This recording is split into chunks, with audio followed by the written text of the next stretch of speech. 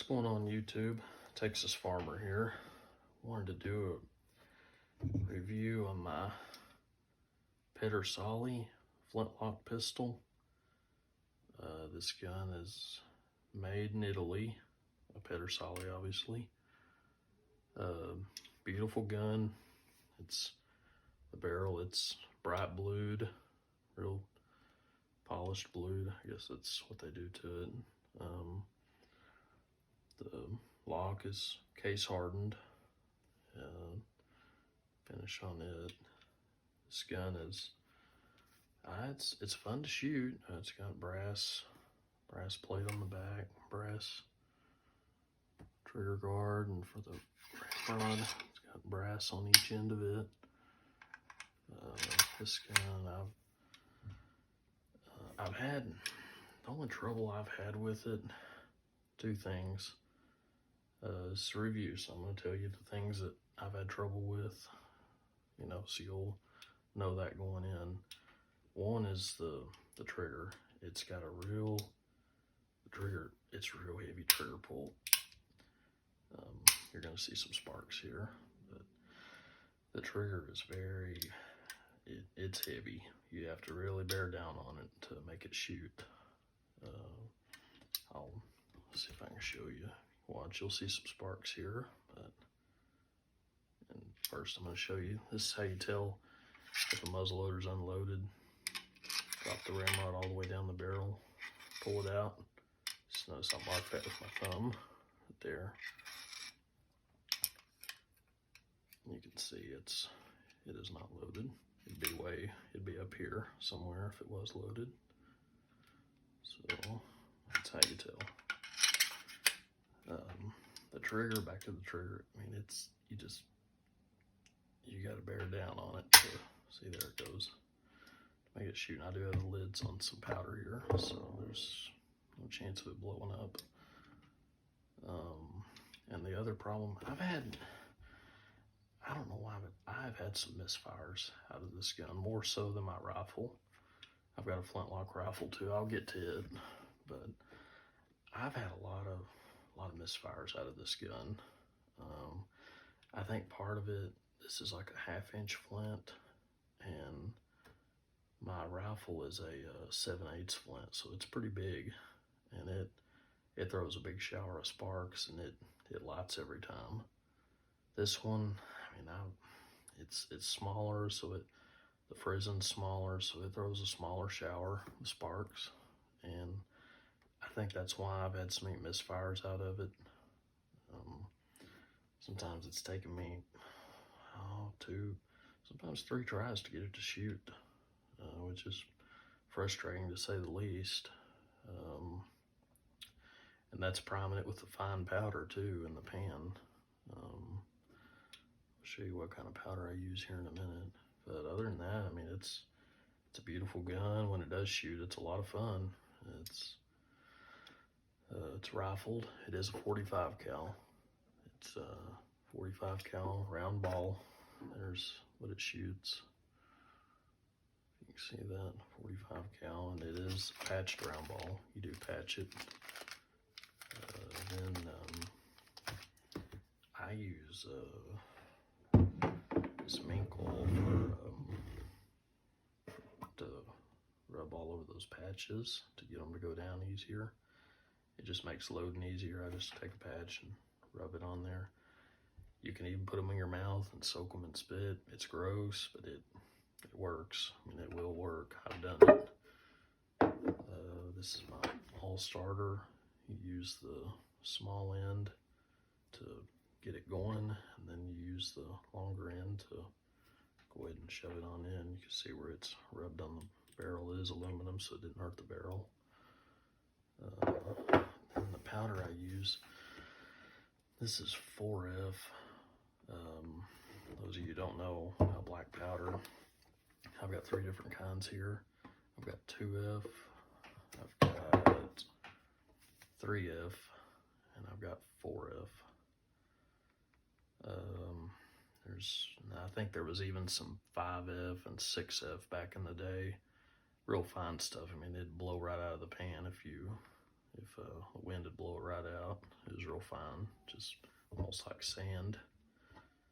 The only difference is, I think, as far as I know, it's just the grain size. 1F, I don't have any of that. That's mainly for cannons and real large muskets, large caliber, maybe 75 or bigger. And then 2F, I think they said is for 50 cal and up, or 45 cal and up. It's one of the two. You could probably use it either way. It probably wouldn't matter a whole lot. And 3F is for 45 cal and down and pistols. It's a little finer grain.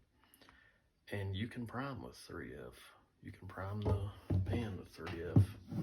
This gun probably wouldn't shoot it. It about needs the 4F. But my rifle up there, when I get to it, I've primed it with 2F. It throws such a big shower of sparks that it'll light this bigger stuff. Any problems. A little bit slower than the 4F, but it'll light it. It will do it reliably. The 4F is real fine. It's mainly for priming flintlocks. It's about all you'd use it for. Another thing about muzzle loaders, this is something a lot of people neglect that don't know any better. They buy a beautiful new muzzle loader. They're new to it. They've never been around them, and they're used to smokeless powder. Smokeless, sorry, didn't say that right. And, smokeless powder, you can shoot that gun, put 200 rounds through it, go put it up. It's going to be fine. It's filthy. Probably ain't going to shoot as accurately, but it's going to be fine. It's not going to rust on you, most likely. Well, these things, you shoot them one time. This black powder, this stuff is nasty. It's messy. It's dirty. It makes a gun filthy inside and out. All right in here will be filth. It's dirty. The inside of the barrel is even worse. And you shoot it one time or you shoot it 20 times, you need to clean it. Take it apart. Take the lock, ain't hard to get off. You just pull those two screws. On this gun, some of them are different. The lock will come right off. To get the barrel off, you pull that screw. It goes down into there. And you take that screw behind the ramrod, pull the ramrod, take that off, and the barrel will lift right off. Some barrels are pinned on. Those are a little harder to get off. Those sometimes you just have to clean them from here. It's best if you can get the lock off, and then you can take the barrel off, take that vent. You can take that vent out and clean behind it, because if you don't clean these guns, they will rust. They will be covered in rust. I've shot this gun a lot, misfires and all, and it looks nearly brand new. It almost looks unfired, other than the frizzing. You can tell it's been struck. But I've taken care of it.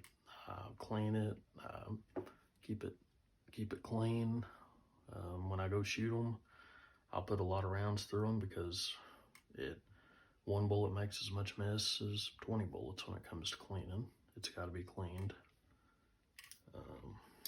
When you own one of these, if you care about the looks of it, you need some gunsmithing screwdrivers.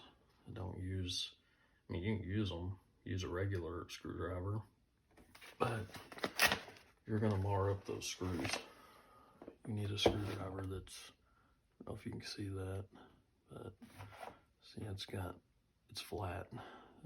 Some people call it a hollow ground. It's similar, but they'll fit in these screw heads. That's the right size for that one. I don't think it is. It's just a random one I pulled out. If it fits that one, see, they'll fit in there, and they won't tear your stripper screw heads off. So these are, I think I got these at Midway several years back. They're worth the investment. Keep from tearing up your screw heads. I would definitely buy some if you're going to mess around with muzzle loaders. So yeah, that's a quick video on my 45 cal Flintlock pistol made by Pedersoli. It feels good in the hand when it's long. I can't hit the wall if I stick it all the way out. It's got a heavy trigger. It's not an air trigger at all. You could probably do a trigger job on it. I'm not gonna mess with it. It's not a precision rifle, so I don't care how the trigger is really. I'm gonna be doing some videos of this gun, and I've got a few other muzzle loading rifles. I'm gonna do some videos of them. A couple of other pistols, so I'll get to those. But I'll do some shooting videos. Might even take this one and my rifle out and shoot both.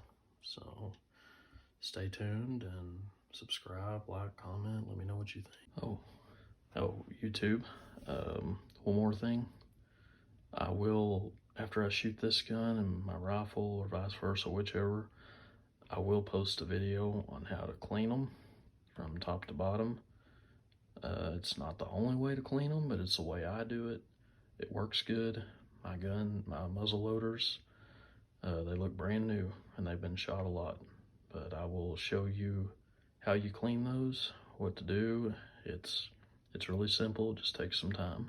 So I will post that video after I shoot these guns, after some shooting videos.